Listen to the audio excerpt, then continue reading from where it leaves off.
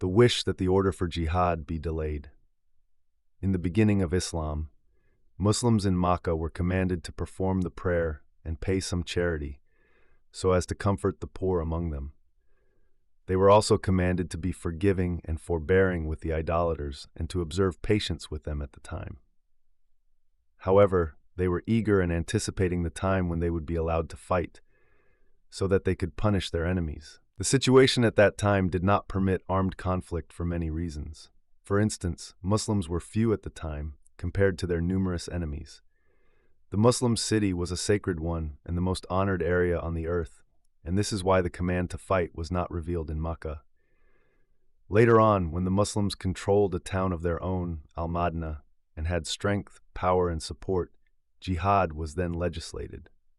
Yet, when the command to fight was revealed, just as Muslims wished, some of them became weary and were very fearful of facing the idolaters in battle. وَقَالُوا رَبَّنَا لِمَ كَتَبْتَ عَلَيْنَا الْقِتَالَ لَوْلَا أَخَّرْتَنَا إِلَى أَجَلٍ قَرِيبٍ, meaning, we wish that jihad was delayed until a later time, because it means bloodshed, orphans, and widows. In a similar ayah, Allah said, وَيَقُولُ الَّذِينَ آمَنُوا لَوْلَا نُزِّلَتْ سُورَةٌ فَإِذَا أُنزِلَتْ سُورَةٌ مُحْكَمَةٌ وَذُكِرَ فِيهَا الْقِتَالُ. But when a decisive is sent down and fighting is mentioned. Ibn Abi Hatim recorded that Ibn Abbas said that Abdur Rahman bin Auf and several of his companions came to the Prophet while in Makkah and said, O Allah's Prophet, we were mighty when we were pagans, but when we embraced the faith, we became weak. The Prophet said, Inni umirtu bil-afu fala tuqatilu al-qawm. When Allah transferred the Prophet to Al-Madinah, He commanded him to fight, but they held back. So, Allah revealed the ayah, Alam tara ila alladhina qila lahum kuffu aydiyakum. This hadith was collected by An-Nisa and Al-Hakim. Allah's statement, قُلْ مَتَعُ الدُّنْيَا قَلِيلٌ وَالْأُخِرَةُ خَيْرٌ لِمَنِ اتَّقَى. Better for him who fears Allah, means the destination of the one who with taqwa is better for him than this life. وَلَا تُظْلَمُونَ فَتِيلًا, for your good deeds. Rather, you will earn your full rewards for them.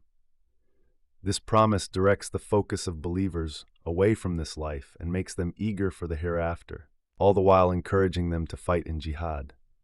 There is no escaping death. Allah said, أَيْنَمَا تَكُونُوا يُدْرِكُكُمُ الْمَوْتُ وَلَوْ كُنْتُمْ فِي بُرُوجٍ مُشَيَّدَةٍ, meaning, you shall certainly die, and none of you shall ever escape death. Allah said, كُلُّ مَنْ عَلَيْهَا فَانٍ will perish. كُلُّ نَفْسٍ ذَائِقَةُ الْمَوْتِ, and وَمَا جَعَلْنَا لِبَشَرٍ مِّن قَبْلَكَ الْخُلْدَ.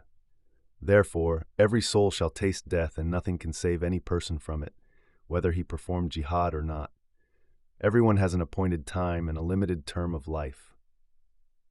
In the illness that preceded his death, Khalid bin al-Walid said, while in his bed, I participated in so-and-so number of battles, and every part of my body sustained an injury due to a stab or a shot. Yet here I am, I die in my bed.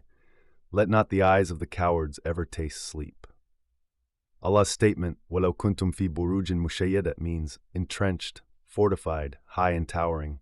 No caution or fortification can ever avert death. The hypocrites sense a bad omen because of the Prophet. Allah said, وَإِن تُصِبْهُمْ حَسَنَةٌ, meaning fertile years and provision of fruits, produce, children, etc., as said by Ibn Abbas, Abu al-Aliyah, and As-Sudi.